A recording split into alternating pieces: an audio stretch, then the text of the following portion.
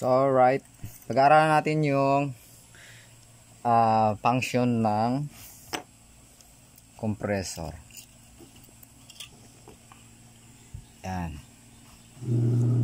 So ang position niya ganyan.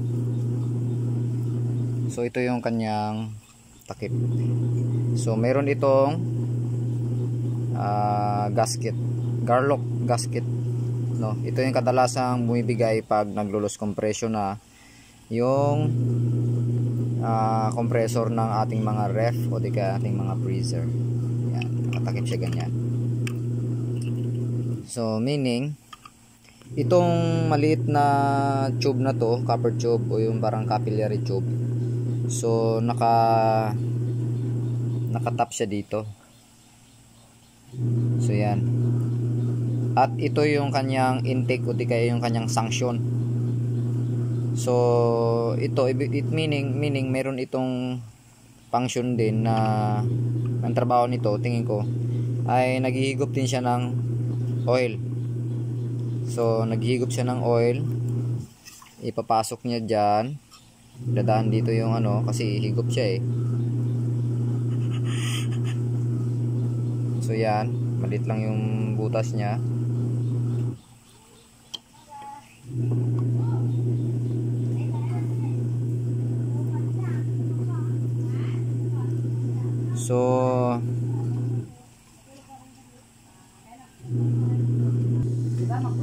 So pag baba ng ating piston, yan, doon yung piston natin, no? So dito magadaan yung hangin. So ang lock nito,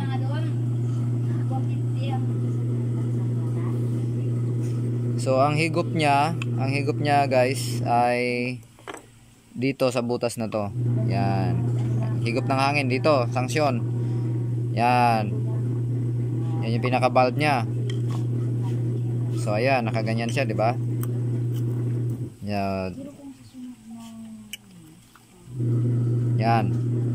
So ang valve na yon sasama, bubukas pababa. So kailangan pantay yun para nakasara talaga siya dito sa may plate na to. So pag baba ng piston, bubukas yung red valve niya, parang red valve o flapper valve. Bubukas siya, hihigop ng hangin galing dito. Ngayon pag akyat ng piston, pag compress niya, ito sasara. Kasi ang bukas nito ay pag ganon, pababa. Pag akyat ng piston, pag compress, sasara siya. So sasara. So dapat ito pantay. Kasi kung medyo lubog to, pag compress niya, medyo lalabas, babalik yung compression niya kasi sasabay pa siya pa akyat. So mas maganda ito siya, medyo advance pa nga ng konti. Medyo angatin pa natin. Nakikita ko sa ibang mga video, ina-adjust to eh, sa mga Pakistani, mga eksperto pagdating sa compressor. So yan, kita nyo, hindi na rin siya gumagalaw, di ba, pag pag umakat yung piston. So maganda, nakalock siya.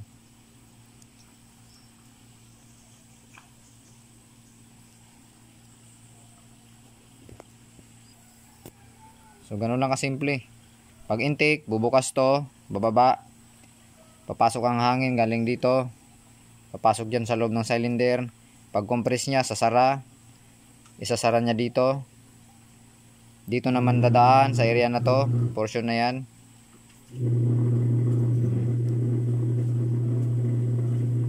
Dito, to, yung valve na yan.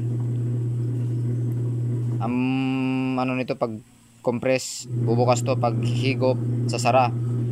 Ito naman, pag higop, bubukas, pag compress, sasara. So baliktaran sila. Ibabato niya dito sa butas na to, diretso dito sa discharge line. Yan, malit lang oh. Parang 316 lang ito. Bali dito. Yung ganun lang kasimple yung operation ng na to, ng compressor.